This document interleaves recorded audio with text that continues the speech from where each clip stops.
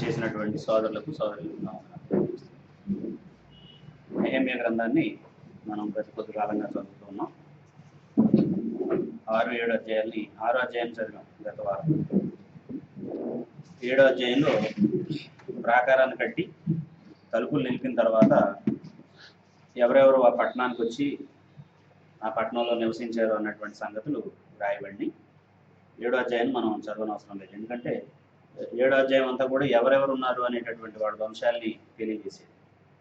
అయితే ఇందులో ఎవరెవరు చేరారు 60వ వచనాన్ని మనం చదివితే నెతనీయులందరూ సొలొమోను దాసులు వంశస్థులు 392. ఆ తర్వాత వేరే వేరే ప్లేసుల నుంచి వచ్చినటువంటి వారు ఇశ్రాయేలీలతో పాటు జాయిన్ అయినటువంటి వారిలో కొంతమంది ఇశ్రాయేలీల సంబంధంలో కాదో తమ ఇంటి పేర్లైనా తమ వంశావళి పత్రికలైనా సరే ఏం చేయలేదట, కనపరచలేకపోయారు. 61వ వచనంలో అది ఎజ్రా ఏం చేశాడు? ఈ పునరుద్ధరణ సందర్భంలో ఆయన చేసినటువంటి పని ఏంటంటే ఎవరెవరో ఇశ్రాయేల్ స్త్రీలని పెళ్లి చేసుకున్నారో వారికి పుట్టిన పిల్లలు ఎవరో వాళ్ళ వంశాలని కనబరుచుకోమని చెప్పాడు. అలా కనబరుచుకోలేని వాళ్ళు ఏ స్థలం నుంచి వచ్చి వాళ్ళు ఎలాగా యూదులకు సంబంధించిన వాళ్ళు చెప్పుకోలేనటువంటి వాళ్ళని నిర్దాక్షిణ్యంగా పరిగణించలేదు. ఏమై ఉంటుంది కారణం? వాళ్ళని యూదులుగా పరిగణించకపోవడానికి కారణం ఏంటంటే యూదుడు కాని వారిని ఎవరినైనా సరే యూదులుగా పరిగణిస్తే వాళ్ళ మత సంబంధమైనటువంటి పవిత్రతకి దానిలో అంటే ప్రత్యేకంగా ఉండవలసినటువంటి దానికి భంగం వాటిల్లేటటువంటి ప్రమాదం ఉంది.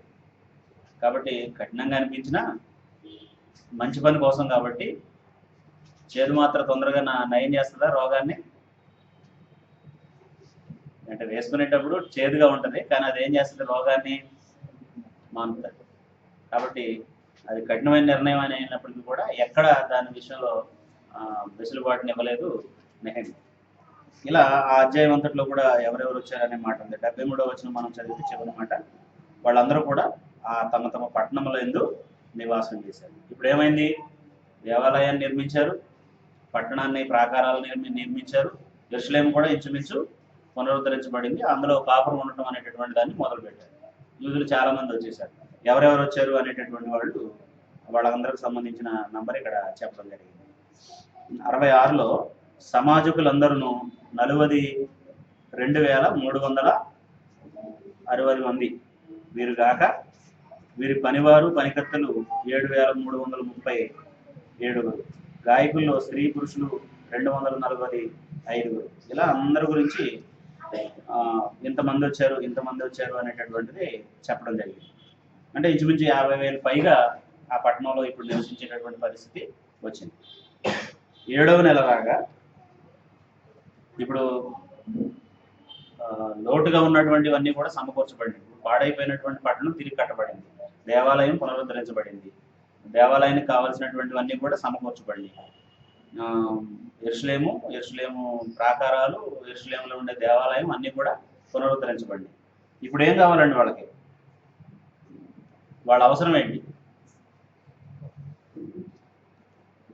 యూదులు ఈ యెరూషలేమును పునరుద్ధరించడం అనే పని ఎందుకు చేశారు? దేవుడిని మరలా తిరిగి పూర్వం సొలొమోను దావీదు కాలంలో యెరూషలేం పట్టణానికి ఎంత వైభవం ఉందో, దేవుడికి ఎంత మహిమ ఉందో అంత మహిమను ఆ పట్టణానికి తీసుకురావాలనే ఉద్దేశంతో దాన్ని పునరుద్ధరించారు. నేమి అదే కదా అర్తహషస్త అనే రాజుకు చెప్పింది. మా పితరుల సమాధులు ఉన్నటువంటి పట్టణం పాడైపోయింది, దేవుడికి మహిమ చెందాల్సినటువంటి చోటు దేవుని నగరం లేదా ఆ పట్టణం ఎలాగైపోయింది అని చెప్పుకుంటున్నారు అందరూ. కాబట్టి దాన్ని పునరుద్ధరించడానికి నాకు పర్మిషన్ ఇమ్మని అడిగాడు. ఇప్పుడు ఆ పునరుద్ధరణ చేయడానికి దేవుడు అన్ని ఇచ్చాడు, అన్ని సమకూడిని. ఇప్పుడు వాళ్ళకి ఏదో అవసరం అంటే ధర్మశాస్త్రంలో ఏముందో మళ్ళీ వాళ్ళకి తెలియాలి, దాన్ని వాళ్ళు అనుసరించాలి కదండి. మనం కూడా ఆర్థికంగా ఇబ్బందులు పడుతున్నాం, ఆరోగ్యం సరిగా లేదు, లేకపోతే ఇల్లు లేదు ఉండటానికి, ఇలా ఎన్నో ఇబ్బందుల్లో ఉన్నాం. మనం దేవుడిని అడిగాం, నాయన ఇదిగో ఈ పరిస్థితులు నీ కుమార్తెగా బ్రతకకుండా నన్ను డిస్టర్బ్ చేస్తున్నాయి, నాకు కావాల్సినవన్నీ కూడా ఇవ్వు అని చెప్పేసి దేవుడిని అడిగాం. ఇప్పుడు దేవుడు ఏం చేశారంటే మంచి ఇల్లు, ఉద్యోగం, ఆర్థికంగా కాస్త మన డబ్బులతో మనం జీవించగలిగే పరిస్థితులు అన్నీ ఇచ్చాడు. ఇప్పుడు ఏం చేయాలి? భక్తిగా విశ్వాసంగా బ్రతకడం ఎలాగో మొదలు పెట్టాలి, దాన్ని సాధన చేయాలి. ఒకవేళ అక్కడ మనం నిర్లక్ష్యం చేసామనుకోండి, దానికి వదిలి ఏమొచ్చేస్తుంది, దాని ప్లేస్లో ఏమొచ్చేస్తుందండి, మళ్ళీ దేవుడు లేడనే స్టేజ్కి మనల్ని అది తీసుకెళ్ళిపోవాలి. అంటే ఏ విషయంలో పునరుద్ధరించబడ్డామో అది మనం నిలుపుకోలేనటువంటి పరిస్థితి వస్తుంది. అందుకే కనాను దేశానికి ఎర్ర సముద్రాన్ని దాటి, ఐగుప్తు దేశం నుండి ఎర్ర సముద్రాన్ని దాటి కనాను దేశానికి వెళ్ళే ఇశ్రాయేలీకి మోషే రెండో తరానికి అనేకమైన హెచ్చరికలను ఇచ్చాడు. ఇదిగో మీ పితరులకి దేవుడు అన్నీ ఇచ్చినా సరే వాళ్ళు దేవుడిని నిర్లక్ష్యం చేశారు, ఆయన లక్ష్య పెట్టలేదు. మీరు నాటని చెట్ల ఫలాలను తినేటట్టుగా మిమ్మల్ని ఆ దేశంలో ప్రవేశపెడుతున్నాను.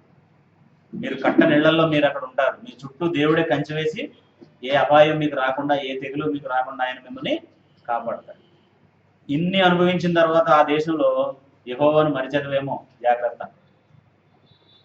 కాబట్టి మనకి ఎప్పుడు ఒక డొక్క మాటలా ఉండాలన్నమాట అండి. డొక్క అంటే తెలుసు, డొక్క అంటే మన డొక్క అనే మాట తెలుసా మీకు? కడుపు నిండిందా లేదో చూడటానికి పశువులకి ఇలా నొక్కి చూస్తారండి.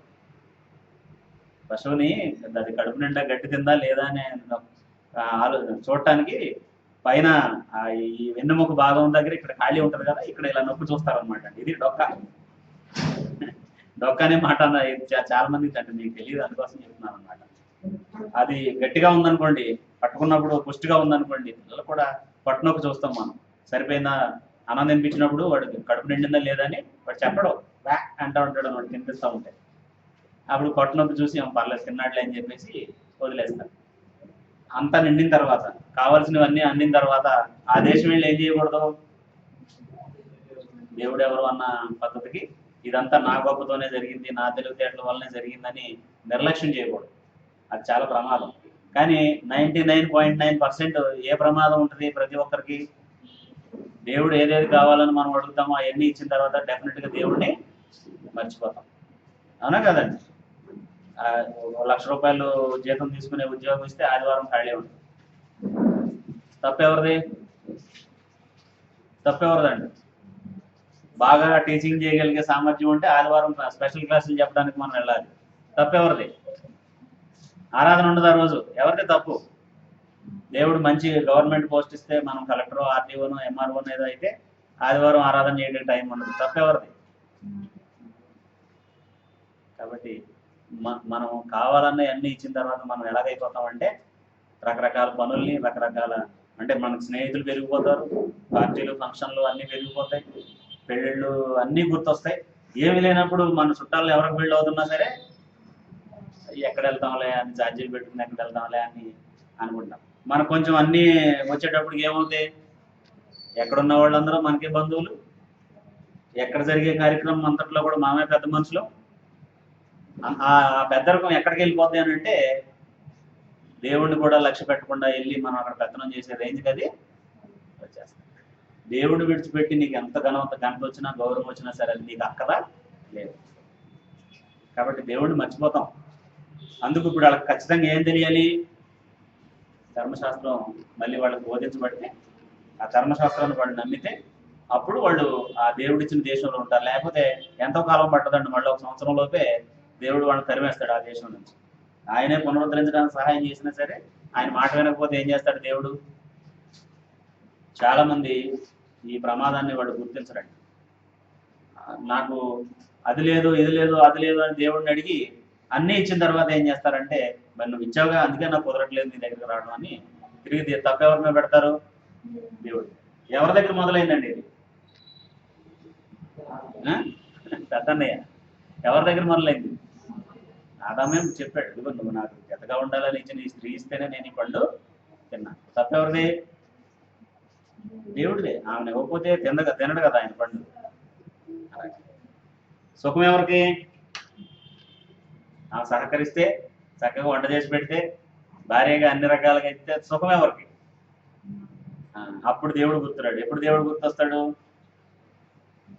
ఆమె వల్ల ఏదైనా మిస్గైడ్ అయితే ఇది ఆమె నాకు ఇచ్చాడు అందుకే నేను మిస్గైడ్ అయ్యానని చెప్పి చెప్తాను. అంటే ఇది మనకు తెలియకపోవడం, దేవుని విలువ, దేవుని యొక్క ఇది తెలియకపోవడం అనమాట. అందుకు మంచి నాయకులు కాబట్టి ఎజ్రా, నెహెమ్యా వీళ్ళందరూ కూడా ఆత్మీయంగా బ్రతకాలనుకునేటటువంటి వాడు కాబట్టి వాళ్ళకి ఏమి ఇంజెక్ట్ చేయడానికి ప్రయత్నం చేస్తున్నారు. ఇప్పుడు యాక్చువల్గా ఇశ్రాయేలీలకి ధర్మశాస్త్రం తెలియదా? తెలిసిన దాన్ని నిర్లక్ష్యం చేయడాన్ని బట్టి మర్చిపోయారా? మనం దేని నిర్లక్ష్యం చేస్తాం, దాన్ని మర్చిపోతామండి. వంటొచ్చు కానీ చేయకుండా ఉంటే మర్చిపోతారమ్మా? ఎంతకాలమైనా మళ్ళీ అలాగే వండుతారా? నువ్వు కొంతకాలం దాన్ని చేయడం మానేస్తే నీకు రాదు, అది అంతే.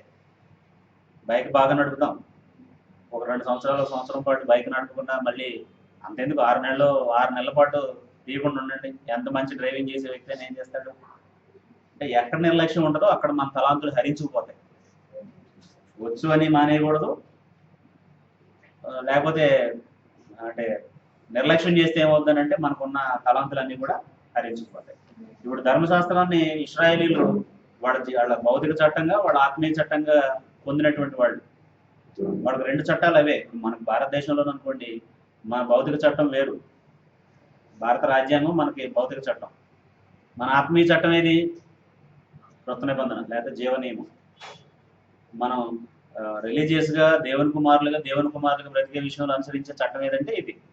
భౌతికంగా ఏ చట్టాన్ని అనుసరించాలి? భారతదేశం మనకి ఇచ్చినటువంటి చట్టాన్ని అనుసరించాలి మిగిలిన విషయాలు. కానీ వాళ్ళకి అలా కాదు, వాళ్ళ భౌతిక చట్టం అదే, వాళ్ళ ఆత్మీయ చట్టం అదే. ఆ 2 చట్టాలు అదే అయినప్పుడు ఏ పని చేయాలన్నా సరే ప్రతి రూలు తెలియాలక్కర్లేదండి. అందుకే వాళ్ళకి ఎప్పటి నుంచి నేర్పేవాళ్ళు? బాల్యం నుండే. వాళ్ళు నేర్చుకుంది ఏంటంటే ధర్మశాస్త్రమే. ఇప్పుడు మనం social studies, science, English, maths ఎలా నేర్చుకుంటున్నామో అలాగే వాళ్ళు నేర్చుకున్నది ఏంటనమాట, మొత్తం ఆ ధర్మశాస్త్రంలోనే అన్నీ ఉన్నాయి. ఎలా ప్రవర్తించాలి, ఎలా ప్రవర్తించకూడదు, ఏది చేయాలి, ఏది చేయకూడదు అన్నీ ఉన్నాయి అన్నమాట. అవి బాల్యం నుంచి నేర్చుకున్నారు వాళ్ళు. నేర్చుకున్న వాటిని ఐగుప్తు చెరలో ఉన్నప్పుడు ఏం చేశారు? లేకపోతే దేవుడికి లోబట్టం అనేది అబ్రహాం దగ్గర నుంచి వాళ్ళు ఒకరికొకరు పాస్ ఆన్ చేసుకుంటూ వచ్చారు. ఐగుప్తు దేశంలో ఉన్నప్పుడు అసలు వాళ్ళు దాన్ని లక్ష్య పెట్టలేదు, విశ్వాసంగా బ్రతకాలన్నటువంటి దాన్ని లక్ష్య పెట్టలేదు. అందుకు దేవుడు మరలా సేనాయి పర్వతం దగ్గరికి వచ్చిన తర్వాత వాళ్ళకు ఒక ఖచ్చితమైనటువంటి నియమాల్ని ఇచ్చాడు, ప్రతిదీ చెప్పాడు, ఏది వదిలిపెట్టలేదు. మీరు ఆ ద్వితీయోపదేశకాండం అంతా కూడా జాగ్రత్తగా చదివితే ఏది వదిలిపెట్టలేదు. బంధువులతో ఎలా ఉండాలి, సమాజంతో ఎలా ఉండాలి, రాజుతో ఎలా ఉండాలి, దాసుడితో ఎలా ఉండాలి, యజమానుడితో ఎలా ఉండాలి, పశువులను ఎలా పెంచాలి, విత్తనాలను ఎలా చేయాలి, వ్యవసాయం ఎలా చేయాలి, ప్రతిదీ ఉందండి, ఏది వదిలిపెట్టలేదు, అన్నీ చెప్పాడు. అన్ని విధాలా దేవుడు చెప్పకుండా ఏది వదిలిపెట్టలేదు. మరి ఇప్పుడు వీళ్ళు ఇలా ఎందుకు లేరు, దేవుని ఉగ్రతకి ఎందుకు గురయ్యారు అని అంటే, ఆ దేవుడు అలాగే చెప్తాడులే, మనకు ఎలా చేయడం కుదురుద్ది అనుకున్నారనమాట. మనం కూడా అక్కడే మొదలవుతాడు మన నిర్లక్ష్యం. ఇంకా బోల్డ్ ఆదివారాలు ఉన్నాయి, ఒక ఆదివారం వెళ్ళకపోతే ఏం పంపలు కూలిపోవాలే అనుకున్నాం. కూలిపోవండి, నీకు తెలియకుండానే కూలిపోతాయి. ఒక్క ఆదివారమే కదా నువ్వు ఎప్పుడైనా అనుకుంటావో నీలో ఏం మొదలైంది, ఆ ఒక్కటేమవుద్ది. చాలా మంది ఎక్కడ మొదలు పెడతారు తెలుసండి, పార్టీలు, స్నేహితుడి కోసం వాళ్ళు అడుగుతారేమోనని చిన్నదాంతో ఒక్కదాంతో మొదలు పెడతారు. అక్కడ ఆగదు అది మంగళసూత్రం అమ్మి తాగే స్థాయికి తీసుకెళ్ళదు. ఆ ఒక్కటే చిన్నది అక్కడ మొదలైంది. ఎక్కడైనా అంతే, ఏదో ఒక పాజిటివ్ స్టేట్మెంట్ ఉంది, 1000 మైళ్ళ ప్రయాణం అయినా ఒక్కడుగుతో మొదలు పెట్టాను. చెడు కూడా అంతే, నువ్వు ఎక్కడో చిన్నగానే మొదలు పెడతావు దాన్ని, ఒకేసారి నువ్వు పెద్ద టెర్రరిస్ట్ అవ్వవు. ఏమవుతాం, ఎక్కడో చిన్నది మొదలు పెడతాం, చిన్న అబద్ధమే కదా అనే దగ్గర మొదలు పెడతాం, ఒక్కసారే కదా అనే దగ్గర మొదలు పెడతాం. అది ఎక్కడికి వెళ్ళిపోద్ది చివరికి, ఒక్కసారన్నా చేస్తే బాగుండు అనే కాడికి తీసుకెళ్తాను. ఆ ఒక్కసారే కదా అని మొదలు పెట్టింది ఎక్కడ తీసుకెళ్తే, ఒక్కసారన్నా నిజం చెప్తే బాగుండు అనే స్థితికి మనల్ని తీసుకెళ్తాం. కాబట్టి ఇప్పుడు వాళ్ళకి కావాల్సింది ఏంటంటే దేవుడితో ఎలా వ్యవహరించాలి. ఈ దేశంలో సురక్షితంగా ఉండాలంటే దేవుని దయ వాళ్ళ మీద ఉండాలి. ప్రపంచంలో ఉండేవాళ్ళు వాళ్ళకంటే బలవంతులు, బలహీనుల?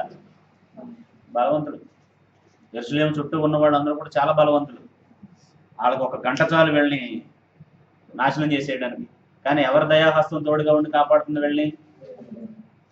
కాబట్టి మనం ఏ పరిస్థితుల్లో ఉన్నా సరే దేవుడు లేకుండా మన వెనక విజయం అనేది ఉండదు, దేవుడు లేకుండా మన వెనక ప్రశాంతత అనేది ఉండదు, దేవుడు లేకుండా మన సంపాద్యాన్ని మన కష్టార్జితాన్ని మనం భుజించడం అనేది ఉండదు.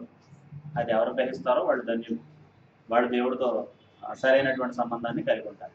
కాబట్టి ఇప్పుడు ఎజ్రా ఏం చేస్తున్నాడు అని అంటే, ఆ నివాసం చేసేటటువంటి వాళ్ళందరినీ కూడా ఒక చోటకు పిలిచి, ఎప్పుడైతే మనం బాగలేదు, మనం బాగుండాలి, మనం దేవుడితో సరైన సంబంధం కలిగి ఉండాలి, మనం పాపం చేస్తున్నాం అనే భావన వాళ్ళల్లో కలిగిందో ఇటువంటి భావన కలిగిన వాళ్ళు అందరూ కూడా ఒక చోటకి ఒకే తాటి మీదకి వచ్చారనమాట. వాళ్ళ మనసు ఇప్పుడు ఏక మనసు అనేది ఉంది వాళ్ళకి. చూడండి ఆ మాటలు ఉన్నాయి ఇక్కడ. 7వ నెల రాగా ఇశ్రాయేలు తమ పట్టణంలో నివాసులై ఉంది. అప్పుడు జనులందరూ ఏక మనస్కులై నీటి గుమ్మముల ఎదుటనున్న మైదానమునకు వచ్చి యెహోవా ఇశ్రాయేలులకు ఆజ్ఞాపించిన మోషే ధర్మశాస్త్ర గ్రంథమును తెమ్మని ఎజ్రాను శాస్త్రితో చెప్పగా, వాక్యం వినడంలో ఎవరి శ్రద్ధ ఎక్కువ ఉండాలండి? ఎవరైనా వాక్యం నేర్చుకోవాలంటే ఎవరి శ్రద్ధ ఎక్కువ ఉండాలి? వినేవాడి శ్రద్ధ మీదే వాళ్ళకి అందడం అందకపోవడం అనేటటువంటిది ఉంటుంది. చాలాసార్లు అమ్మ నాన్నకి శ్రద్ధ ఉంటుంది కానీ పిల్లలకు ఉండదండి. వాళ్ళు చంపేస్తారు, మా పిల్లలకి చెప్పేయండి, మా పిల్లలకి చెప్పేయండి, మా పిల్లలకి. వాళ్ళేమో వినరు. చాలాసార్లు భార్యకి ఇష్టం ఉండదు, భర్తకి మా ఆవిడకి వాక్యం తెలిస్తే బాగుండు అనే కోరిక ఉంటుంది. ఆవిడ చెప్పండి, ఆమెకు చెప్పండి, ఆమెకు చెప్పండి అంటారు. ఆమెకు ఇంట్రెస్ట్ లేకుండా ఎవరు చెప్తారు? చెప్తే వెళ్ళిపోతాయి కదండి. ఆయనకి బాగా వాక్యం తెలిస్తే ఇంట్లో బాగుంటారండి, ఆయనకి చెప్పండి, ఆయనకి చెప్పండి, ఆయనకి చెప్పండి అంటారు. అప్పుడు మనం ఏం చేయాలంటే చెప్పండి చెప్పండి కాకుండా వాళ్ళు వినేటట్టుగా వాళ్ళని ఎంకరేజ్ చేయాలి. వాళ్ళ డిసగ్రిమెంట్స్కి కారణం ఏంటో అక్కడ మనలో ఏదైనా ఉంటే దాన్ని తీసేసుకుంటే అప్పుడు అది సాధ్యం. చాలా మంది స్త్రీలు అంటే ఈ సమస్య వాళ్ళలోనే ఉంటుంది. అందుకు నేను వాళ్ళ గురించి చెప్తున్నాను. చర్చ్ ఆఫ్ క్రైస్ట్లో ఉండే వాళ్ళ దగ్గర నుంచి ఆ సమస్య ఉంటుందని నేను అనుకోవట్లే. ఫెలోషిప్లో ఉండే వాళ్ళలో చాలా మందిలో నేను ఇది చూశాను. నేను బాగా వాక్యం నేర్చుకుంటే, నేను బాగా భక్తిగా ఉంటే నన్ను చూసి నా భర్త కూడా దేవుడి దగ్గరికి వస్తాడేమోనని చెప్పేసి వాళ్ళు ఏం చేస్తారంటే పొద్దుటే ఆయన లేచి బ్రష్ చేసుకొని స్నానం చేసి ఆఫీస్కి వెళ్ళడానికి రెడీ అవుతూ ఉంటారు. ఇప్పుడు అక్కడ చేయాల్సిన భక్తి గల స్త్రీ పని ఏంటండి? అమ్మా, భర్త ఆఫీస్కి వెళ్లే ముందు ఒక భక్తి గల స్త్రీ ఏం చేయాలి? ఆయనకి టిఫిన్ పెట్టి ఆయనకు కావాల్సింది ఇచ్చి ఆయన ఆఫీస్కి పంపించాలి. అంతేనా? ఆయన ఆఫీస్కి వెళ్లే ముందు ప్రార్థన చేసుకోవడానికి గదిలోకి వెళ్ళి బయటకు రాకుండా ఉండాలి. అప్పుడు బైబిల్ తీసి చదువుతుంటే ఆయనకి ఏమనిపిస్తుంది అండి? భక్తిగా ఉందాం అనిపిస్తుందా? కోపం వస్తుందా? ఇలాంటి బ్యాలెన్స్ చాలా మందికి ఉండదండి. మళ్ళీ వాళ్ళ అమ్మకో నాన్నకో ఫోన్ చేసి నేను ప్రార్థన చేసుకుంటుంటే కళ్ళు కొడుతుంది మీ అల్లుడికి అని చెప్తాను. నేను బైబిల్ చదువుతా ఉంటే ఆయనకి దయ్యం పెట్టిందమ్మా, ఆయన అసలు బైబిల్ చూస్తే సహించలేడు అని. బైబిల్ చూస్తే సహించలేడా? పొద్దున్నే తీస్తే సహించలేడా? ఇప్పుడు ఆయన వెళ్ళిపోతాడు, ఏం చేస్తావు తర్వాత? అప్పుడు మళ్ళీ 4 దాకా టీవీ చూస్తారంటే అక్కడ నుంచి మళ్ళీ మొదలెడతారు. మరి ఆ టైంలో ఏం చేస్తారు మీరు? కాబట్టి ఒక వ్యక్తి వాక్యం వినకపోవడానికి ఆయనకి కొన్ని డిసగ్రిమెంట్స్ ఉంటాయి. నీ దగ్గర నుంచి ఏదో ఇబ్బంది ఉంది, నువ్వు కల్పించే పరిస్థితి ఏదో ఆయనకి చాలా ఇబ్బందికరంగా ఉంది, దాన్ని మార్చుకో. అప్పుడు ఆయన కూడా వాక్యం వింటాడు. నువ్వు విన్నదాని ప్రకారం ప్రవర్తించు. అప్పుడు ఆయన కూడా ఏమనిపిస్తుంది? నేను ఇంత అడ్డగాల అంటే నేను ఎంత నా పనులు నేను చేసుకుంటే ఇంత విసుగ్గా ఉన్నా సరే, ఇంత ఓపికగా నా కోసం ఎలా ఆమె సహించగలుగుతుంది, పిల్లల్ని ఎంత బాగా ఎలా చూసుకోగలుగుతుంది, ఎంత ఓర్పుతో ఎలా పని చేయగలుగుతుంది అనిపించినప్పుడు ఆటోమేటిక్గా ఆయన కూడా ఏమనిపిస్తుంది? నీతో కలిసి ప్రార్థనకు రావాలనిపిస్తుంది. చాలా మంది భర్తలు సినిమాకు తీసుకెళ్తారు కానీ చర్చికి తీసుకురారండి. దానికి కారణం ఇద్దరిదే ఉంటుందని నేను అంటాను. చర్చ్ అంటే వాళ్ళకి విసుగు పుట్టేలాగా వీళ్ళు చేస్తారు. సినిమా అయితే గొడవ లేదు, వెళ్ళి కూర్చుంటే ఎవరి బాధలు పడవచ్చు, చూస్తే చూడవచ్చు, లేకపోతే అందులో కూర్చొని ఉండొచ్చు. సినిమాకి తీసుకెళ్లే భర్త చర్చికి ఎందుకు తీసుకురాట్లా? ఏదో జరిగింది అక్కడ. అది ఆ డిసగ్రిమెంట్స్ని ముందు తీసేసుకోవాలన్నమాట. కాబట్టి ఎవరికి మనం ఇంట్రెస్ట్ క్రియేట్ చేయాలి తప్ప ఇంట్రెస్ట్ లేని వాళ్ళని బలవంతంగా వింటావా చస్తావా అని చెప్పి వినిపించకూడదండి. పిల్లలకి ఏదో అనీజీగా ఉంటుంది, వాళ్ళకి ఇష్టం ఉండదు. వాళ్ళకి ఇష్టం లేనప్పుడు పట్టుకొచ్చి ఆయనకి అన్నీ చెప్పేయండి అని చెప్తారు. ఈ టైమింగ్ మనకు తెలియాలి, ఎప్పుడు వినే మనసు ఉంటుంది, ఎప్పుడు చెప్పాలి, ఎలాంటి పరిస్థితుల్లో వాళ్ళకి మనం చెప్తే వాళ్ళు వింటారు అనేటటువంటిది. కాబట్టి ప్రజలు ముందు ఆ ఆసక్తి వాళ్ళల్లో కలిగేటట్టుగా ఎజ్రా నెహెమ్యా కొన్ని పనులు చేశారు. ఇప్పుడు వాళ్ళు రెడీగా ఉన్నారు వాక్యం ఏనండి. ఇప్పుడు ఇంతకు ముందు జరిగిన పొరపాటు ఇప్పుడు జరగకుండా ఉండాలంటే మాకు వాక్యం తెలియాలనే ఆ విషయం వాళ్ళకి అర్థమైంది. మొండిగా వ్యవహరించలేదండి వాళ్ళు. అలాగే భర్తలు కూడా నేను వెళ్ళే చర్చికి వాళ్ళు రావాలి అనే ఒక మొండి పట్టుదల ఉంటుందండి. నువ్వు వెళ్ళే చర్చికి రావాలి కరెక్టే, నువ్వు వెళ్ళే చర్చ్ ఎలాంటిదో ఎలా కనపడాలి భార్యకి? నీ ఆలోచనలతో, నీ మాటలతో, నీ ప్రవర్తనతో. ఓకే, ఈయన ఎంత బాగున్నాడంటే దానికి కారణం, ఇప్పుడు ఒక వ్యక్తి హెల్దీగా ఉండటానికి కారణం ఏంటి? కుటుంబ వాతావరణం, తల్లిదండ్రులు పెంచిన పెంపకం, దాంతోపాటు దేని రోల్ కూడా ఉంటుంది. ఆయన ఏ చర్చికి వెళ్తున్నాడో దాని ఎన్విరాన్మెంట్ కూడా ఉంటుంది. అందుకే బాగా ప్రవర్తించకపోయినా చర్చిని కూడా తిడతారు, ఇంటినే కాదు. ముందేమో ఎలా పెంచారని తల్లిదండ్రులు తిడతారు, రెండోదేమో ఏం బోధిస్తున్నాడు ఆయన అని చర్చ నడిపి ఆయన్ని పట్టుకుని తిడతారు. మీకు వినపడుతున్నాయో లేదో, నాకు వినపడుతున్నాయి, అందుకోసం అంటున్నాను. ఎవరైనా సరే ముందు తిట్టేది వాళ్ళే. సరిగ్గా చదువు రాకపోతే ఎవరిని తిడతారండి? ఎవరా నీకు చదువు చెప్పింది అంటే. సేమ్ అప్లికేషన్ అండి, కుటుంబంలోనైనా చర్చిలోనైనా. ఇది కూడా చెప్పలేదా నీకు? ఒకసారి ఒక ఆయన ఫోన్ చేసి అడిగాడు, ఏమండి ఇది కూడా చెప్పలేదా మీ చర్చికి వచ్చేవాళ్ళకి, ఎలా చేస్తున్నారండి అన్నాడు. నేనేం మాట్లాడలేదండి, ఏం బాగుందండి, నేను దాని గురించి నేనేం మాట్లాడను, నేను చెప్పలేదేమో, లేదా వాళ్ళకి అర్థం కాలేదేమో అని చెప్పేసాను. కాబట్టి వాక్యం అందితేనే ఏ వ్యక్తి అయినా ఏం చేస్తాడు? మన ప్రవర్తన కంట్రోల్ చేసేది ఏంటంటే వాక్యమే. వాక్యం అంటే వినడం కాదండి. ఇక్కడ ఇంకొక సమస్య ఉంది, నేను అది చెప్తాను. చాలా మంది మనసులో ఏమని ఉంటుందంటే చర్చికి వెళ్ళి వాక్యం వింటే పుణ్యం అని. వింటే పుణ్యం కాదు, అది హృదయంలో ఉండి ప్రవర్తిస్తే పుణ్యం. అంటే పుణ్యం అంటే సత్ప్రవర్తన అనేది అలాగ వస్తుంది, అంతేనా?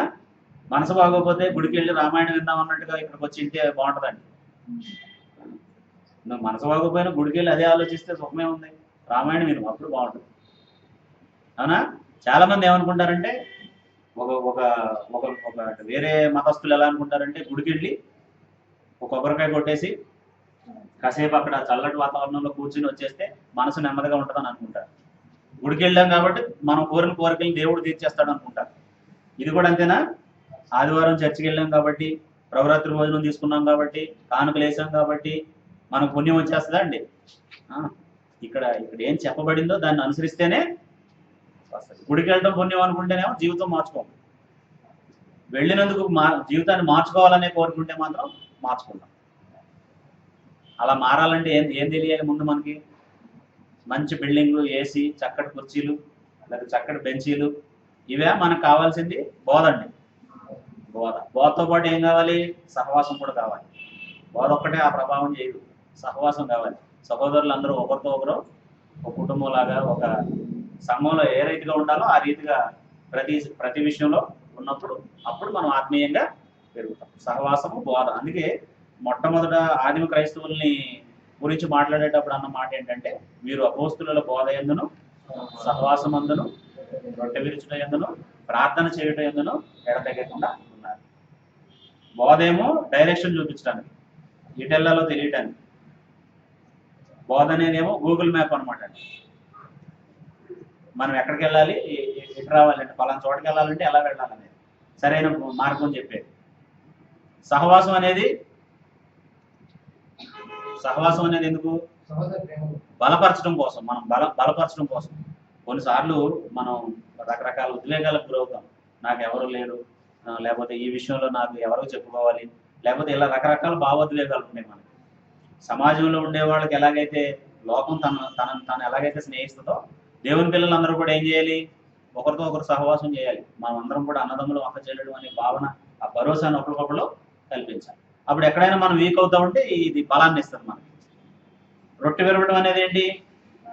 మనలో ఉండే భక్తిని తెలియజేసేది, దేవుడిని ఆరాధన చేయడం, దేవుడితో కలిసి సహవాసం చేయడం. ఇక్కడ ప్రభురాత్రి భోజనంలో ఎవరు కూడా మనతో కూడా సహవాసం చేస్తున్నారు? యేసుక్రీస్తు మనతో కూడా సహవాసం చేస్తున్నారు. చాలా మంది ఈ రోజు రాలేను కానీ రొట్టె పంపించండి, ద్రాక్షరసం పంపించండి. ఎవరిని పంపించమని అడిగినట్టు? నేను రాలేను కానీ ఆయన సహవాసానికి ఆయనే మా ఇంటికి వచ్చి కనబడి వెళ్ళమన్నట్టు అనమాట. నువ్వు అనారోగ్యంతో ఉంటే, నువ్వు రాలేని పరిస్థితుల్లో ఉంటే, నువ్వు మంచంలోంచి లేవలేనటువంటి పరిస్థితుల్లో ఉంటే ఎవరైనా నీకు తెచ్చిస్తారు, అంతేనా? ఇక్కడ పార్సిల్ కౌంటర్ పెట్టాలండి. అలా నువ్వు తీసుకున్నావు ఒకటే, తీసుకోకపోయినా ఒకటే. ఎవరిని రమ్మంటున్నావు తెలుసా? నువ్వు యేసు ప్రభువుని మా ఇంటికి వచ్చి కనపడమంటున్నావు అనమాట. మీరు చాలాసార్లు చదువుతారు మత్తయి రాసిన సువార్త 26 అధ్యాయం 26, 25, 26 వచనాలు, లేదా 26, 27 వచనాలు చదివితే ద్రాక్షరసం గురించి చెప్పినప్పుడు ఇది అనేకుల కొరకు చిందించబడుతున్న నిబంధన రక్తం, నా తండ్రి రాజ్యంలో క్రొత్తగా తాగు వరకు ఇక మీదట దాన్ని నేను తాగి. మరి కొత్తగా తాగడం అనేది ఎప్పుడు చేస్తున్నాడు? ఆయన రాజ్యం ఏది? ఆయన సంఘం ఏది? ఇక్కడ మనతో కలిసి ఈ కార్యక్రమంలో పాల్గొంటున్నాడు. కాబట్టి ఒక వారం ఆరాధన మానేస్తే ఎవరి సహవాసాన్ని కోల్పోతున్నాం? ఎక్కువ రోజులు ఎక్కువ సార్లు ఎవరు కలుసుకుంటారో, ఎక్కువ సార్లు ఎవరు మాట్లాడుకుంటారో వాళ్ళ మధ్య స్నేహం బలంగా ఉంటుంది. మనకు ఉన్నదేమో ఒకే ఆదివారం, వారానికి ఒకసారే కదా వస్తుంది, ఇది 5-6 సార్లు వస్తుందండి. కాబట్టి ఆ 2 గంటల్లో ఆ కాసేపు అక్కడ దేవుని సన్నిధిలో కూడా మనం ఆయనతో సహవాసం చేయలేకపోతే ఎలా బలంగా ఉంటాం? పోనీ అలాగని మిగిలిన సెక్టార్ పనిచేయడం మానేస్తుందా? మిగిలిన సెక్టార్ పనిచేయడం మానేస్తుందా అంటున్నానండి. నేను మిగిలిన సెక్టార్ అని ఎందుకంటున్నాను, ఇప్పుడు మనం దేవుని పిల్లలుగా ఆలోచించకపోతే వేరేగా ఆలోచించడం ఆపేస్తామా అంటున్నానండి. పోనీ దాన్ని మ్యూట్లో పెట్టడం కుదురుద్దా? లేదు, అది పనిచేస్తూనే ఉంటుంది. అంటే ఇది బలంగా చేసుకొని దీన్ని మనం అధిగమిస్తున్నాం. మరి ఇది బలహీనంగా ఉంటే ఎలాగ అధిగమిస్తాం? సాధ్యం కాదు కదా. కాబట్టి వాక్యం మనకి ఎప్పుడు అందాలి. ఏ సందర్భంలో దేని గురించి ఎక్కడ ఎప్పుడు ఎలా చెప్పాడో మనకు తెలియకపోతే మనం ఈజీగా బురుడి కొట్టించేస్తాడు సాతాను. మనం యేసు ప్రభువుకు వాక్యం తెలుసు కాబట్టి తను శోధించబడేటప్పుడు ఇది నీ గురించే రాయబడిన మాట, పైనుంచి దూకు అని అంటే నీ దేవుడైన యెహోవాని శోధించవలదు అని చెప్పాడు.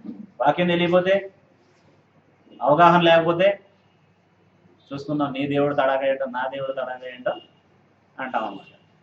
మరి అప్పుడు దేవుడు మనకి ఏదైనా ఆయన చేయడం ఆయన చిత్తం కాదు కాబట్టి చేయలేదనుకోండి, వాళ్ళ ముందు మనం ఏమవుతాం? షేమ్ అవుతాం. కాబట్టి వాక్యం తెలియాలి. అందుకు వినేవాళ్ళలో ఆసక్తి ఉండాలి, వినేవారికి ఆసక్తి ఉండాలి. వినేవారికి ఆసక్తి ఉండాలంటే ఏం అర్థం కావాలంటే, నాకు వాక్యం తెలియడానికి భక్తిగా బ్రతకడానికి సంబంధం ఉందని తెలియాలన్నమాట. అంతేనా? మన మన పూర్వీకులు చర్చికి వెళ్ళే వాళ్ళు అయితే మనం కూడా భక్తిగా ఉంటామా? మరి అలాగైతే డాక్టర్ గారి ఇంట్లో పుట్టిన వాళ్ళు అందరూ ఏమవ్వాలి? డాక్టర్ గారు అవ్వాలా? అక్కర్లేదండి. అప్పుడు ఇక ఎందులో పుట్టిన వాళ్ళు అందులోనే అయిపోవాలి. మరి ఎందుకు వాళ్ళు చర్చలేక ఎంసెట్లు రాయటం, లేకపోతే అవి చదవటం, ర్యాంక్ కోసం చూడటం, ఇవన్నీ జరగవు. కానీ క్రీస్తు సంఘంలో పుట్టిన, అంటే ఆ కుటుంబాల్లో పుట్టిన వాళ్ళు క్రీస్తు సంఘ సభ్యులు అయిపోతాం అనుకుంటారు. ఇప్పుడు కూడా మనం ప్రాక్టీస్ చేయాలా? అక్కర్లేదండి. అందుకే మన దేశంలో ఒక చెడ్డ మాట ఉందండి. మరి అమెరికన్స్ ఉపయోగిస్తారో లేదో నాకు తెలియదు, విదేశాల్లో ఉపయోగిస్తారో లేదో నాకు తెలియదు. పుట్టుక క్రైస్తవులు అని ఒక మాట ఉందండి. పుట్టు క్రైస్తవులు అని, పుట్టుకతోనే మనం క్రైస్తవులు అనే ఒక మేము పుట్టు క్రైస్తవులు అండి, మేము మధ్యలో మారలేదు. అంటే ఇప్పుడు ఆ కోటాలో మనం ఏం చేయొచ్చు? ఎక్కడైనా తిరగచ్చు, ఎలాగైనా ఉండొచ్చు, ఆదివారం ఆరాధన లేకపోయినా పర్వాలేదు, బైబిల్ ఏముందో తెలియకపోయినా పర్వాలేదు. అలా ఉంటుందా ఎక్కడైనా? పుట్టు క్రైస్తవుడు అనేవాడు ఉంటాడా ఎక్కడైనా? ఉండడు. ప్రతి క్షణం ఈ రక్షణ జాగ్రత్తగా కాపాడుకోవాలి. ఫిలిప్పీయులకు రాసిన పత్రిక 2వ అధ్యాయంలో భయముతోనూ వణకుతోను మీ సొంత రక్షణ ఏం చేయమన్నాడు? కొనసాగించండి అని చెప్పేసి. కాబట్టి అలా కొనసాగించాలంటే వాక్యం తెలియాలి. వాక్యానికి ఉన్నటువంటి ఇంకా శక్తి ఏంటో మనం హెబ్రీయులకు రాసిన పత్రిక 4వ అధ్యాయము 12వ వచనంలో చదువుతాం. దేవుని వాక్యము సజీవమై బలము గలదై రెండంచులు గల ఎటువంటి ఖడ్గము కంటేను వాడిగా ఉండి ప్రాణాత్మలను కీళ్లను మూలుగును విభజించినంత మట్టుకు దూరుచు హృదయం యొక్క ఆలోచనలను తలంపులను శోధించుతున్నది. నువ్వు వాక్యం చదివావనుకో, నేను ఎలా ఉన్నాను, ఇలా ఉండొచ్చా, ఇలా ఉండకూడదు అనేది నీకు అర్థమవుతుంది. వాక్యం చదవకపోతే, ఇప్పుడు అక్కడ సిగ్నల్ ఉందనుకోండి, వెళ్ళాలో ఆగాలో తెలుస్తుంది. అదే లేకపోతే నువ్వు వెళ్తావు, జరగాల్సిన ప్రమాదం జరిగిపోతుంది. అసలు నీకు అసలు ఏం చేయాలి, ఏం చేయకూడదని తెలియాలంటే ముందు ఏం తెలియాలి? వాక్యం తెలియాలి. ఇప్పుడు ఇశ్రాయేలు పరిస్థితి ఏంటంటే 70 సంవత్సరాల చెరలో, అంతకుముందు అనేక సంవత్సరాలు, ఇంతకుముందు 21 మంది రాజులు పరిపాలించారు వాళ్ళు. ఆ కాలం అంతట్లో కూడా వాళ్ళు నిర్లక్ష్యం చేస్తూ చెరలకు వెళ్తూ వస్తూ అలాగే ఉన్నారు తప్ప దేవుని వాక్యానికి అప్డేట్ లేరు వాళ్ళు. ఇప్పుడు ఎజ్రా ఏం చేయబోతున్నాడు? వాళ్ళకి వాక్యాన్ని బోధించి మరలా వాళ్ళని యెరూషలేములో నివసించదగిన వారిగా చేస్తున్నాడు. యెరూషలేము పట్టణంలో ఉండదగినటువంటి వారిగా చేస్తున్నారు. అంటే మనకి ఈ పెయిన్ అర్థం కావాలంటే, మీరు ఏదో పని చేస్తారు కదా, ఒక ఆఫీసులోనో లేకపోతే ఏదైనా సాఫ్ట్వేర్ కంపెనీలోనో, ఏదో గవర్నమెంట్ ఆఫీసులోనో లేదా పోస్ట్ ఆఫీస్లోనో ఎక్కడో మీరు పనిచేసే చోటు మీరు చేయాల్సిన పని ఉంటుంది కదా, అది ఎప్పటికప్పుడు ఏమవ్వాలి? అప్డేట్ అవుతుండాలా? అక్కర్లేదండి. మారుతున్న పరిస్థితులకు తగ్గట్టుగా అప్డేట్ అవ్వాలా? అక్కడ కాకపోతే మీ తోటి ఎంప్లాయీస్ చక్కగా చేస్తారు, మీరు ఏమవుతారంటే ఆ విషయంలో ఇబ్బంది పడతారు. ఒకసారి నేను 6:30కి అలాగా అమీర్పేట వెళ్ళాను, ఏదో పని ఉండి ఎర్లీ మార్నింగ్ అమీర్పేట వెళ్ళాను. అమీర్పేట వెళ్తే ఒక ఆయన చాలా చలికాలంలో జర్కిన్ వేసుకొని ఒక 2 పుస్తకాలు పట్టుకుని గబగబా వెళ్తున్నాడు.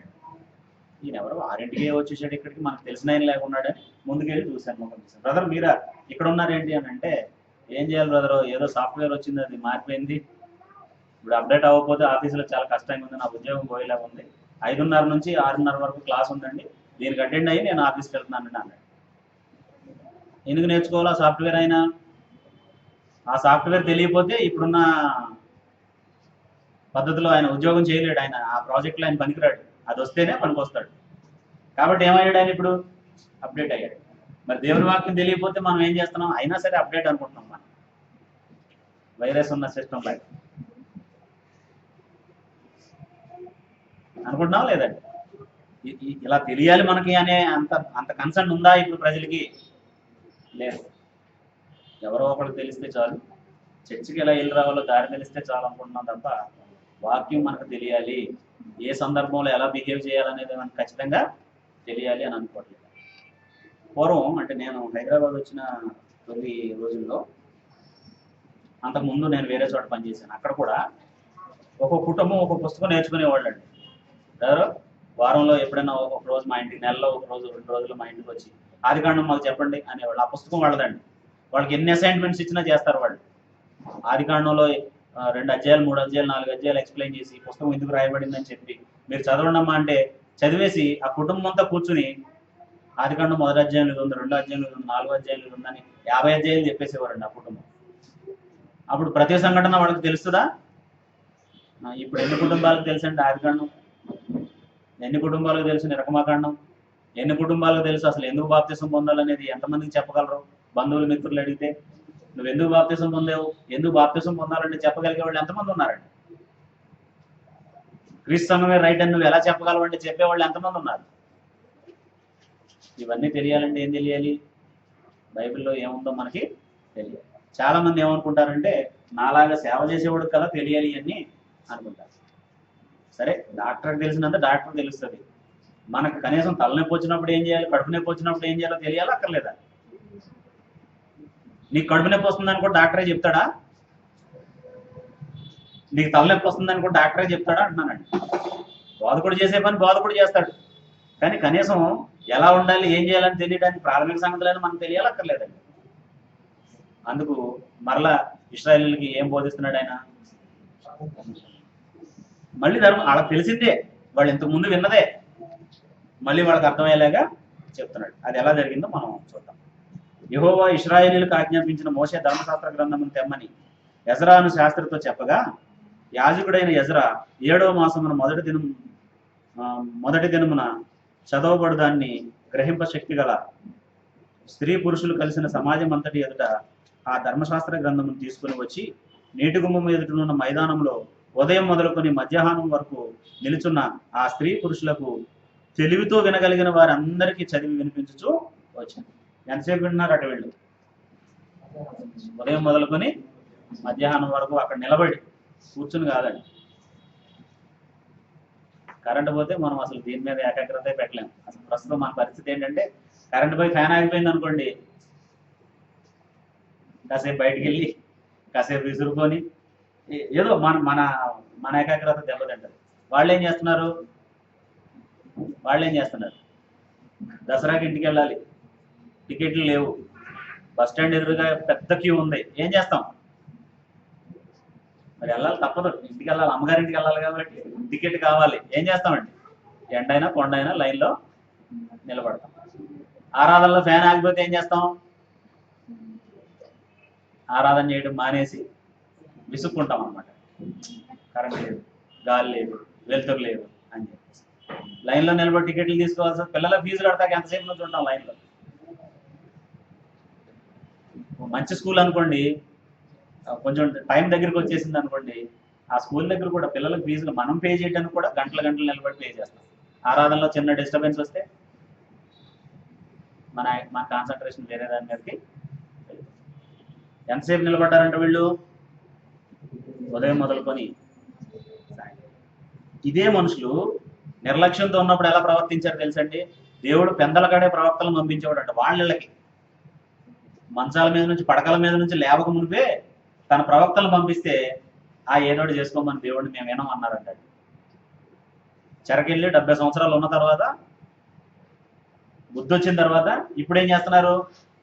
ఉదయం నుండి సాయంత్రం వరకు శ్రద్ధతో వింటున్నారు. మనం కూడా దేవుడికి ప్రార్థన చేయాలంటే మనకి ఏదో శ్రమ ఉండాలేమో ఎప్పుడు వెనకాల కదా. క్రమం తప్పకుండా ప్రార్థన చేయాలంటే ఏముండాలి? శ్రమ ఉండాలి. శ్రమ లేకపోతే ఎవరైనా గుర్తు చేయాలి. ప్రార్థన చేసుకోవాలనే సంగతి, అంటే దేవుడిని మనం ఏదైనా అడగాలి అనే సంగతి, దేవుడితో మనకు పలానా సంబంధం ఉందనే సంగతి మనకి ఎవరో ఒకళ్ళు చెప్పాలి. కాబట్టి ఉదయం నుండి మధ్యాహ్నం వరకు ఉండి తెలుగుతో వింటున్నారట. తెలుగుతో వింటమంటే ఏంటి? మామూలుగా వింటమంటే ఏంటంటే మనసు పెట్టి. చాలా మంది ఇలాగ అంటూ ఉంటారు కానీ వాళ్ళ మనసు ఎక్కడో ఉంటుంది. అప్పుడు వాళ్ళకి తప్పు చెప్పినా సరే ఇలాగే అంటూ ఉంటారు. అలా తప్పు చెప్పినా ఇలాగే అంటూ ఉంటారు. ఇప్పుడు ఇలా చెప్పాను కదా నీకు అర్థమైందా అని, ఏంటి ఇందాక ఏంటి అన్నా చెప్పు ఇప్పుడు అంటారు. అది తెలుగుతో వింటాం కాదండి. ఏం జరుగుతుందో గ్రహించి వింటాం కాదు. అలాంటి వాళ్ళని బైబిల్ ఏమన్నాడు అని అంటే, ఆ తెలుగుతో వింటాం అనే వాళ్ళని ఏమన్నాడు అని అంటే, తెస్సలోనికలో ఉన్నవారు దేవుని వాక్యాన్ని బాగా విన్నారు. బెరయలో ఉన్నవాళ్ళు వాళ్ళకంటే ఎక్కువ ఘనత కలిగినటువంటి వారు కాబట్టి పరిశోధించారట. చెప్పబడుతున్న సంగతులు అలా ఉన్నవో లేవో అని చెప్పేసి. డాక్టర్ గారు మందులు రాసిన తర్వాత ఉదయం వేసుకోవాల్సిందేదో, మధ్యాహ్నం వేసుకోవాల్సిందేదో, సాయంత్రం వేసుకోవాల్సిందేదో గీతలు గీస్తారండి. ఇలా 3 గీతలు గీసి టిక్ చేస్తారు. ఇది ఉదయం, ఇది సాయంత్రం, ఇది ఆఫ్టర్ లంచ్, ఆఫ్టర్ మీల్స్, లేకపోతే బిఫోర్ బ్రేక్ఫాస్ట్ అని దాని మీద రాస్తారు. వింటాం. మెడికల్ స్టోర్లో మందులు తీసుకుంటాం, మళ్ళీ లోపలికి వెళ్తాం. ఏమంటే ఇదేదో కన్ఫ్యూజన్ ఉంది, ఇందులో ఏదో మధ్యాహ్నం వేసుకోవాల్సింది తెలియట్లేదు. దాని పేరు ఉంటుంది, రౌండ్ చేసి ఉంటుంది, టిక్ చేసి ఉంటుంది. ఒకవేళ చచ్చిపోతానేమో ఇది తప్పు వేసుకుంటేని ఏం చేస్తాం? మళ్ళీ అక్కడ పేషెంట్ లైన్లో నుంచి ఉంటారు, వెళ్ళి వాళ్ళని అడుగుతాం. అమ్మ ఒక్కసారి చిన్న డౌట్ ఉంది, డాక్టర్ గారిని అడిగేసి లోపలికి వెళ్ళి మళ్ళీ చెప్తాడు ఆయన. అప్పుడు ఇంటికి నమ్మకంగా వస్తాం. అంటే ఇంత తెలివి ఉంటుంది ఏది? మందులు వేసుకునే దగ్గర. అలాగే ఎవరో ఒకరు డబ్బులు ఇచ్చి 50,000 అని ఇచ్చేసారు అనుకోండి, ఏం చేస్తాం? సరే థ్యాంక్ యూ అని జేబులో పెట్టుకుంటామా? ఇటు నుంచి ఒకసారి లెక్క పెడతాం, ఇటు నుంచి ఒకసారి లెక్క పెడతాం, మళ్ళీ ఒకసారి ఇలాగ అంటాం. ఏమన్నా చిరిగిపోయిన నోట్లు ఏమైనా ఉన్నాయా అది. ఇప్పుడు మిషన్లు వచ్చినాయి, ప్రతి నోటు పట్టుకెళ్ళి దాని మీద పెట్టే దొంగ నోటో మామూలు నోటో, ఫేక్ నోటో మామూలు నోటో టెస్ట్ చేస్తున్నాం అన్నమాట. వాక్యం దగ్గర ఆయనకి కదా చెప్పే, ఆయనకి కదా తెలియాలి, మనకెందుకు? బుర్ర కదండి, చెప్పే ఆయనకు వస్తే సరిపోతాకి ఇది బుర్ర కదా అంటున్నానండి. తోలుబొమ్మల ఆట ఇది. చెప్పే అంటే ఆడించే ఆయనకు వస్తే చాలు అనుకోవటానికి మనకు శ్రద్ధ ఉండాలి, మనకు తెలివి ఉండాలి. ఎందుకంటే మనం వినే బోధ తప్పు అయితే నష్టపోయేది ఎవరు? మనమే. నష్టపోయేది ఎవరు? మనమే. కాబట్టి ఖచ్చితంగా అసలు చెప్పబడుతుంది ఏంటి అనేటటువంటిది తెలియదు. మేము ఏలూరులో ఉన్నప్పుడు ఒకసారి ఒక సిస్టమ్ పెట్టాం. అంటే అది అంత బలవంతంగా అప్లై చేయడం ఇష్టం లేక తర్వాత వదిలేసాం. కానీ చర్చకు వచ్చేవాళ్ళు ప్రతి వాళ్ళ దగ్గర బైబిల్, పాటల పుస్తకం, నోట్స్, పెన్ను, దానికి సంబంధించినటువంటి ఒక బ్యాగ్, ఆ 3 ఉండే ఒక సెట్ ఉండేటటువంటి ఒక బ్యాగ్ ఖచ్చితంగా ఉండాలి అని చెప్పేసి 4-5 వారాలేమో గట్టిగా చేసినట్టు అందరి దగ్గర ఉన్నాయండి. అప్పుడు ఏది పర్టికులర్గా చూస్తున్నారు అన్నారు. ఇప్పుడు మామూలుగా ఎంత ఫ్యాషన్ అయిపోయిందని అంటే, ఏదైనా ఎక్కడికైనా వెళ్ళి ఇన్ టైంలో రాలేకపోయిన వాళ్ళ దగ్గర బైబిల్ ఉండకపోవడం అనేది మామూలే. కానీ చాలా మంది పిల్లలు మామూలుగా వచ్చేస్తున్నారండి. చదవలేకపోతే కొన్ని బైబిల్ తెచ్చుకోకపోయినా నష్టం లేదు. నీకు చదువు రాదనుకో, బైబిల్ తెచ్చుకోకపోయినా నష్టం లేదు, బైబిల్ చూడక్కర్లేదు, వింటే జాగ్రత్తగా సరిపోతుంది. కనీసం ఆ బైబిల్ తెచ్చుకుని బైబిల్ చూసే అలవాటు కూడా మనుషులకి చాలా మంది జేబులో చేతులు పెట్టుకుని వస్తున్నారండి. ఏం బాబు ఏంటి నువ్వు ఎందుకు వచ్చావు చర్చికి? ఏది నీ దగ్గర బైబిల్ ఏది? చెప్తున్న వాక్యం చదవే అని అంటే, లేకపోతే అసలు దాన్ని పరిశీలించవే, దాన్ని చూడవే అంటే, అసలు అంకుల్ నేను యాక్చువల్గా ఫ్రెండ్తో పాటు బయటకు వెళ్ళాను, టైం అయిపోయింది, ఆరాధనకి ఇటు నుంచి ఇట్టే వచ్చేసాను. ఆఫీస్కి అలాగే వెళ్ళిపోతావా? ఆఫీస్కి పట్టుకెళ్ళే ఏమైనా ఉన్నాయనుకోండి చేతిలో, రోజు ల్యాప్టాప్ ఇచ్చారు అనుకో, అలాగే వెళ్ళిపోతావా అంటున్నా. అంటే అక్కడ ఏం కనపడుతుంది? సిద్ధపాటు ఏమైనా ఉందా అంటున్నానండి. ఇశ్రాయేలీలకి శుక్రవారం దేవుడు సిద్ధపాటు దినం ఇచ్చాడు. ఆ రోజే సిద్ధపరచుకోవాలి రేపటికి కావాల్సిన ఆహారాన్ని కూడా. వాడు సిద్ధపడి అన్ని వాడు వస్త్రాలు ఉతుక్కొని ఆ కురిసినటువంటి మన్నాన్ని సిద్ధపరచుకుని అన్నీ వచ్చేవాడు. ఏముంది ఇప్పుడు మనకి? తెలుగుతో వింటున్నావా, తెలుగు తక్కువగా వింటున్నాడు వాక్యం? తెలుగు తక్కువగా వింటున్నాం. ఎందుకంటే మీరు చూడండి, ఒక ఆయన ఫలానాకి ఎయిడ్స్ వచ్చింది, నేను ప్రార్థన చేస్తే తగ్గిపోయింది అంటున్నాడు. అక్కడ అందరు చదువుకున్న వాళ్ళ, చదువు రాని వాళ్ళు ఉంటున్నారండి.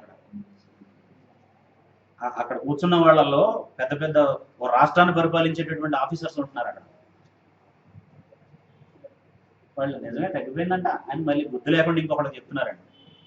ఆయన ప్రార్థన చేస్తే మేము ఎయిడ్స్ తగ్గిపోయిందంట అని ఇంకొకరికి చెప్తున్నారు. అసలు ముందు నమ్మటమే తప్పు, మళ్ళీ ఏం చేస్తున్నారు వాళ్ళు? ఇంకొకరికి చెప్తున్నారు. ఒక ఆయన కాలు లేదు, కాలు వచ్చేసింది, నేను ప్రార్థన చేస్తా అని చెప్తున్నాడు ఒక ఆయన.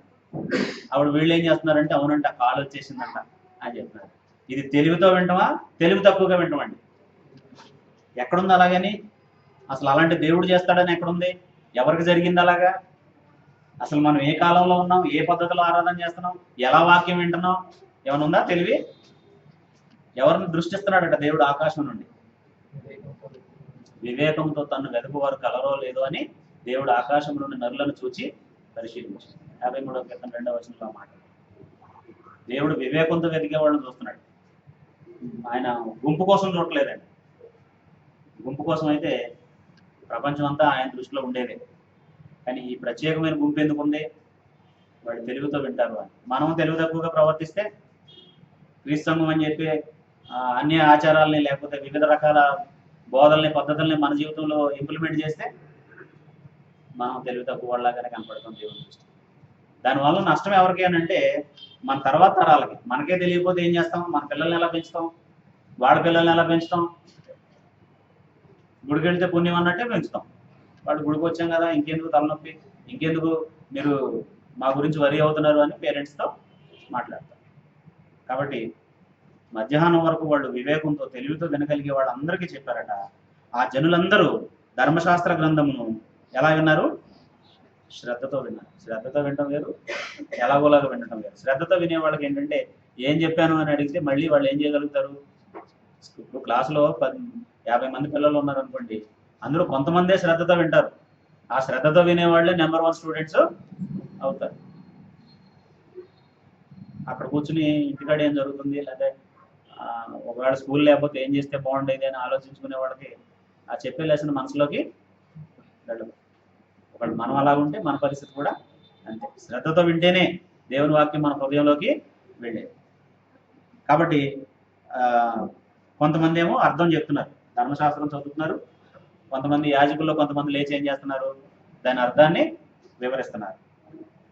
8వ వచనంలో ఇటువలనే వారు దేవుని గ్రంథమును స్పష్టంగా చదివి వినిపించి జనులు బాగుగా గ్రహించినట్లు దాని అర్థము చెప్పి, ఇలా చెప్పినటువంటి ఈ మాటలో నుంచే ఒక టర్మ్ వచ్చిందనమాట అండి. అదేంటంటే ఎక్సజీస్ అనే మాట. ఎక్సజీస్ చేయడం అనే మాట అర్థం ఏంటంటే బోధనా విధానంలో అప్లై చేసేటటువంటి మాట. ఒక కథ చెప్పి అప్పుడు అక్కడ ఎలా జరిగిందో వాళ్ళకి చెప్పిన తర్వాత ఇప్పుడు అది ఎలాగా ఆచరించాలని చెప్పే మాట అన్నమాట కదా. ఇప్పుడు మనం సమాజంలో ఉన్నాం. సమాజంలో ఉన్నప్పుడు చెడుని ఎలాగా పారద్రోలాలి అని చెప్పడానికి టీచర్ ఏం చేస్తారంటే స్వాతంత్రోద్యమంలో పలానా ఆయన ఇలా పనిచేశాడు, పలానా ఆయన ఇలాంటి నిర్ణయాలు తీసుకున్నాడు, పలానా ఆయన ఈ విధంగా ఫైట్ చేయడం వలన మనకు దేశానికి స్వాతంత్రం ఇచ్చాడు, అంటే మనకు వ్యతిరేకులు పారదోలి అనుకూలంగా మన దేశం మనం బ్రతకగలిగేలాగా చేశారు అని చెప్పి ఇప్పుడు కూడా స్వాతంత్ర పోరాటం చేయమని చెప్తారా? ఇప్పుడు పరిస్థితులు వేరు. ఈ పరిస్థితులు తగ్గట్టుగా ఇప్పుడు మనకున్న ఇబ్బందులు ఏంటి? పర్యావరణం కావచ్చు, లేకపోతే లంచగొండతనం కావచ్చు, లేకపోతే ఏదో మన దేశాన్ని ఇబ్బంది పెట్టే కార్యక్రమాలు ఏమున్నాయో వాటిని ఎలా పారద్రోలాలనే దాన్ని అందులో నుంచి తెచ్చి నీతిని బోధిస్తారు. అలాగే బోధ చేసేటప్పుడు కూడా ఏం చేయాలట?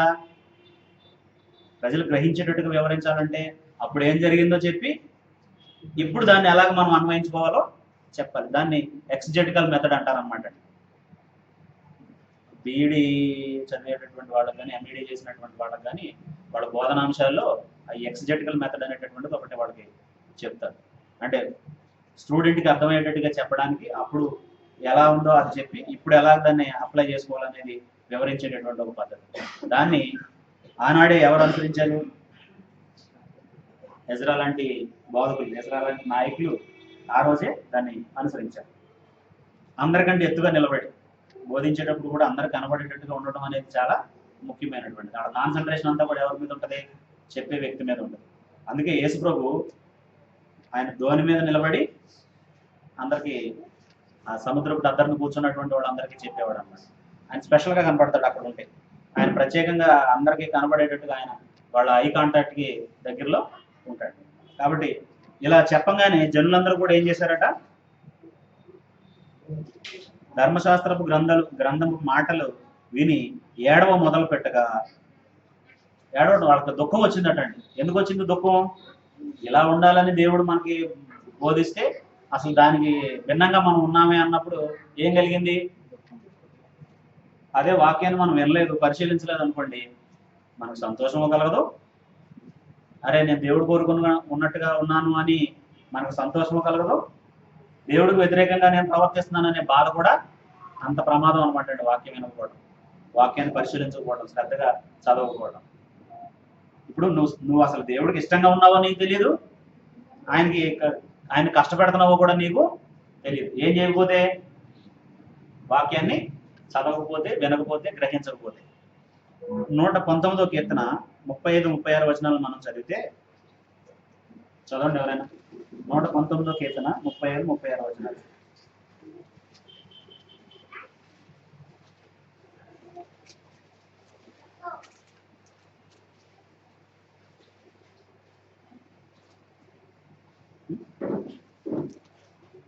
నెహెమ్యా గ్రంథానికి అంత దూరం ఉందండి. 119వ కీర్తన. నీ ఆజ్ఞల జాడను చూసి నేను ఆనందించుతున్నాను, దాని యందు నన్ను నడవజేయుము. లోకము తట్టు కాక నీ శాసనముల తట్టు నా హృదయం చెప్తుంది. రైట్. అంటే ఎప్పుడైతే దేవుని ఆజ్ఞల్ని మనం చూస్తామో అప్పుడు హృదయానికి ఏం కలుగుద్ది? జాడను చూడటం అంటే ముందెళ్ళిన వాళ్ళ అడుగు జాడల్ని మనం అడుగుల్ని చూడటం అనమాట. జాడ చూడటం అంటే తెలుసా? వేటకి వెళ్ళేవాళ్ళు లేదా ఏదైనా అంటే దేనైనా పట్టుకోవాలనుకున్న వాళ్ళు ఏం చేసేవారంటే రోజు ఇటువైపు అది తిరుగుతుందా లేదా అని ముందు ఏం చేస్తారు? ఒకవేళ ఎక్కడైనా సమాజంలో అంటే ఊరు దగ్గరికి అంటే అడవి ఉన్న దగ్గర ఏదైనా ఊరు ఉందనుకోండి, అక్కడ పులి సంచరిస్తుందని ఎవరైనా ఎప్పుడైనా చూసి చెప్తే ముందు ఏం చేస్తారు? అవునా ఇక్కడ పులి సంచరిస్తుందా లేదా అని తెలుసుకోవడానికి ఏం చేస్తారంటే దాని అడుగుల్ని, జాడ అంటే అదనమాట, అంటే దాని సంచారాన్ని. కాబట్టి ఇప్పుడు నీ వాక్యం నన్ను ఎటువైపు తీసుకెళ్తుందో అటువైపు నేను వెళ్తున్నప్పుడు ఏం కలుగుతుంది? హృదయంలో ఆనందం కలుగుతుంది. లోభం తట్టుగాక నీ శాసనాలు తట్టుగా చూసేటట్టుగా నా హృదయాన్ని తిప్పు అన్నారు. ఇప్పుడు వాళ్ళు దేవుని అడుగు జాడల్లో నడవట్లేదు కాబట్టి ఏం కలిగింది వీళ్ళకి? అడుగు జాడల్లో నడవట్లేదు కాబట్టి ఏం కలిగింది వీళ్ళకి? దుఃఖం కలిగింది, ఏడుపు వచ్చింది అనమాట. కాబట్టి నీకు సంతోషం కలగాలన్నా నీకు వాక్యం తెలియాలి. అయ్యో నేను దేవునికి ఇష్టంగా నడవలేకపోతున్నాను అని బాధ కలగాలన్నా వాక్యం తెలియాలి. అదే రెండిటికి కారణం. నిన్ను హెచ్చరించాలన్న వాక్యమే, నిన్ను ప్రోత్సహించాలన్నా వాక్యం. మరి నీకు ఆ రెండిట్లో ఏది తెలియాలన్నా వాక్యం తెలియాలన్నప్పుడు దాన్ని నిర్లక్ష్యం చేస్తే ఎలాగ మనం దేవుని పిల్లలుగా బ్రతకగలుగుతాం? అప్పుడు వాళ్ళు ఏమన్నారంటే దుఃఖపడవద్దు, ఇదిగో ఇదంతా సంతోషించే సమయం. మన తప్పు మనకు తెలియడం, మనం సంతోషపెట్టాలా బాధపెట్టాలండి? మన పొరపాటు మనకు తెలిసినప్పుడు సంతోషపడాలా బాధపడాలా? కానీ ఎక్కువసార్లు ఏం చేస్తాం? నీ లోపం ఇది అని ఎవరైనా మనతో చెప్పినప్పుడు ఏం చేస్తాం? సంతోషపడతాం బాధపడతాం? అయ్యి బాబోయ్ వాళ్ళకి తెలిసిపోయిందండి. తప్పండి. మనం ఇప్పుడు డాక్టర్ దగ్గరికి వెళ్ళినప్పుడు మన ప్రాబ్లం ఏంటో మనకు తెలిస్తే ఏం చేస్తాం? అమ్మయ్య ఇప్పటికైనా సరే నాకు అది తెలిసింది, ఇక నేను దాన్ని బాగు చేసుకోవడమే, మందులు వాడి నయం చేసుకోవడమే. సమస్య ఏంటో తెలియకపోతే అది చంపేస్తుంది ఏదో ఒక రోజు. మనకు తెలియకుండా మనం ఏమైపోతాం? చచ్చిపోతాం. కాబట్టి అమ్మ డాక్టర్ గారు నా రోగాన్ని కనిపెట్టాడని మనం సంతోషపడతాం బాధపడతాం? మరి వ్యక్తిత్వానికి సంబంధించి అయితే ఏం చేస్తాం? పర్సనాలిటీకి సంబంధించి నువ్వు ఇలా మాట్లాడి ఉండకూడదు, నువ్వు ఇలా ప్రవర్తించి ఉండకూడదు, నువ్వు ఇలా ఆలోచించి ఉండకూడదు అని తెలిస్తే ఏం చేస్తాం? ఇక్కడ బాధపడతాం. అది విచిత్రం, అది అర్థం కాదు మనం. అంటే మనం బాగా ఉండాలనుకుంటున్నామా ఉండకూడదు అనుకుంటున్నామా మనకి తెలియదు. ఇప్పుడు ఒక విద్యార్థి మెరిట్ స్టూడెంట్ అవడానికి ఒక టీచర్ చేసే పని ఏంటంటే ఎక్కడ చదవలేకపోతున్నాడు, ఎక్కడ ఇబ్బంది వస్తుంది, ఏది అర్థం కాలేదు అనేది అతని సమస్యను కనిపెట్టి అతనికి అది ఎక్స్ప్లెయిన్ చేసి, ఇదిగో నువ్వు ఇక్కడ నీకు ఈ టేబుల్స్ రావట్లేదు, లేకపోతే నీకు గ్రామర్ రావట్లేదు, నీకు పలానా రావట్లేదు కాబట్టి నీ సమస్యను అధిగమించలేకపోతున్నావు అని చెప్పినప్పుడు అతను హ్యాపీగా ఫీల్ అవుతాడు, అది నేర్చుకుని మార్కులు తెచ్చుకుంటాడు. అవునా? మరి వ్యక్తిత్వానికి సంబంధించి కూడా అంతే కదా. నువ్వు ఇక్కడ ఇలా సరిగా ప్రవర్తించట్లేదు కాబట్టి నీలో లోపం ఉందని చెప్తే ఏం చేయాలి? వాళ్ళకి థ్యాంక్స్ చెప్పి, ఎస్ నాకు అర్థమైంది నా సమస్య ఏంటో, దాన్ని నేను రెస్టోర్ చేసుకుంటానని చెప్పేసి మనం ఏం చేయాలంటే దాన్ని పునరుద్ధరించుకోవాలి. అది మానేసి మనం ఏం చేస్తాం? ఆ ఇబ్బందిని మనకు చెప్పిన వాళ్ళ మీద తిరగబడతాం. అది సమస్య. కాబట్టి వాళ్ళు మీరు ఏడవద్దు, మీకు మంచి జరిగింది, మీకు తెలిసింది అని చెప్పి చెప్తూ యెహోవా యందు ఆనందించడం వలన మీరు బలం పొందేదారు. మళ్ళీ నెహెమ్యాకు వచ్చేసాం అన్నమాట. మీరు దుఃఖం మానుడి, ఇది పరిశుద్ధ దినం, మీరు దుఃఖపడకూడదని వారితో అని. దేవుని సన్నిధిలో ఒక మనిషి ఎలా ఉండకూడదు? అయిష్టంగా, నిర్లక్ష్యంగా, దుఃఖంతో. దుఃఖం అంటే మనం కళ్ళము నీళ్లు రావు కానీ బలవంతంగా వచ్చి కూర్చుంటారండి కొంతమంది. అసలు ఈ ఆదివారం ఏంటి, ప్రార్థనకి వెళ్ళడం ఏంటి, గొడవ ఏంటి, గోలేంటి. స్కూల్కి వెళ్ళే పిల్లోడిని బలవంతంగా బస్సు ఎక్కించాలనుకోండి, వాడు నా కాలు నేలకి ఇడుస్తాడు, పైకి లేపడండి. అలాగే కొంతమందిని పట్టుకొచ్చి ఇక్కడ కూర్చోబెట్టాడు. వాళ్ళకి దుఃఖం కలుగుద్దండి, ఏంటి ఇక్కడ ఉన్నానేంటి అని చెప్పేసి. ఇక్కడ దీని వాల్యూ అర్థమైతే, దీని విలువ అర్థమైతే ఏమవుద్దండి? ఆనందం కలుగుతుంది, సంతోషం కలుగుతుంది. నేను దేవుడితో సహవాసం చేస్తున్నాను, దేవుడిని ఆరాధిస్తున్నాను, దేవుడితో నాకు ఉండవలసిన సంబంధం నాకు ఉంది అని చెప్పేసి. కాబట్టి యెహోవానందు ఆనందించడం వల్ల ఏమవుద్ది? బలం పొందుతాడు. ఒక మనిషి హ్యాపీగా ఉంటే ఆరోగ్యంగా ఉంటాడు. ఒక మనిషి చింతలో ఉంటే ఏమవుతాడు? ఒక మనిషి బాధపడుతూ ఉంటాడు అనుకోండి, ఏదైనా ఒక విషయంలో మనోవిచారం ఉందనుకోండి, ఏమవుతాడు? ఆరోగ్యంగా ఉంటాడు, అనారోగ్యంతో ఉంటాడు? అనారోగ్యం పాలవుతాడు. ఈ కోటాలో అసూయపరులు కూడా ఉంటారండి. వాళ్ళకి అది ఉంది, వీళ్ళకి ఇది ఉంది, వాళ్ళు అలాగైపోతున్నారు, వీళ్ళు ఎలాగైపోతున్నారు అన్న వాళ్ళు ఆరోగ్యం ఉండరు. వాళ్ళు తొందరగా సిక్ అయిపోతారండి. కారణం ఏంటంటే వాళ్ళు ఎప్పుడు చింతపడతా ఉంటారు, ఆ సంతోషంగా ఉండరు వాళ్ళు, ఎవరికన్నా ఏదైనా ఉందని. కాబట్టి దేవుని యందు ఆనందించడం వలన మనకేం కలుగుద్దట? రెట్టించినటువంటి బలం. ఓకే, ఏదైనా దేవుడు చూసుకుంటాడు, ఆయనకు అసాధ్యమైంది ఏది లేదు. నేను ఎలా ఉండాలో అలా వండుకుంటూ వెళ్తే దేవుడు నాకు సహాయం చేస్తాడు అన్నటువంటి బలం మనకు ఉంటుంది. లేకపోతే ఎన్నున్నా, అమ్మో ఇది నాకు దక్కుద్దో లేదో, ఇది నేను అనుభవిస్తానో లేదో, ఇది నాకు ఉంటుందో లేదో అనే భయం మనకి ఉంటుంది. కాబట్టి యెహోవా యందు ఆనందించడం వల్ల మీరు బలం పొందుతారు. అలాగనే లేవీయులు జనులందరినీ ఓదార్చి మీరు దుఃఖం మానుడి, ఇది పరిశుద్ధ దినము, మీరు దుఃఖపడకూడదని అనేది. ఆ తర్వాత జనులు తమకు తెలియజేయబడిన మాటలన్నింటినీ గ్రహించి తినుటకు త్రాగుటకు లేచి పలహారములు పంపించుటకును సంభ్రమగా ఉండుటకును ఎవరి ఇండ్లకు వారు వెళ్ళి. కాబట్టి ఇప్పుడు మళ్ళీ ఏ పరిస్థితులు అక్కడ నెలకొనాలో అవన్నీ కూడా దేవుని వాక్యాన్ని బోధించడం వలన ఎజ్రా పునరుద్ధరించాడు. సౌకర్యాలు ఒక ఎత్తు అయితే ప్రధానమైనది ఏంటి? దేవుడికి ఇష్టంగా మనుషులు నడుచుకోవడానికి దేవుని వాక్యం. ఏ కుటుంబమైనా సంతోషంగా ఉండాలంటే వాక్యం ఉండాలి. ఏ వ్యక్తి అయినా సంతోషంగా ఉండాలంటే అతనికి వాక్యం తెలియాలి. ఏ సంఘమైనా సరే స్పిరిచువల్గా పనిచేయాలంటే వాళ్ళకి ఏం తెలియాలి? వాక్యం తెలియాలి. వాక్యాన్ని నిర్లక్ష్యం చేసే కుటుంబం కానీ, వ్యక్తి కానీ, సంఘం కానీ, సమాజం కానీ దేవుని భయంతో బ్రతకడం అనేది ఇంపాసిబుల్. ఇప్పుడు బ్లడ్కి ఏదైనా ఆల్టర్నేటివ్ ఉందా? ఒక మనిషి జీవించడానికి బ్లడ్కి ఏదైనా ఆల్టర్నేటివ్ ఉందండి? ఏం లేదు. దాంట్లోనే ప్రాణం ఉంటుందని దేవుడు చెప్పాడు. అలాగే ఒక వ్యక్తి భక్తిగా బ్రతకడానికి, దేవుడితో సహవాసం చేయడానికి ఇంకా ఆల్టర్నేటివ్ ఏం లేదు. ఏది? దేవుని వాక్యం. ఇది నీకు ఎంత తెలిస్తే అంత దేవుడితో సత్సంబంధం కలిగి ఉంటాం. ఇది ఎంత తెలియకపోతే దేవుడిని వెంబడించే విషయంలో అంతగా వెనకబడిపోతాం.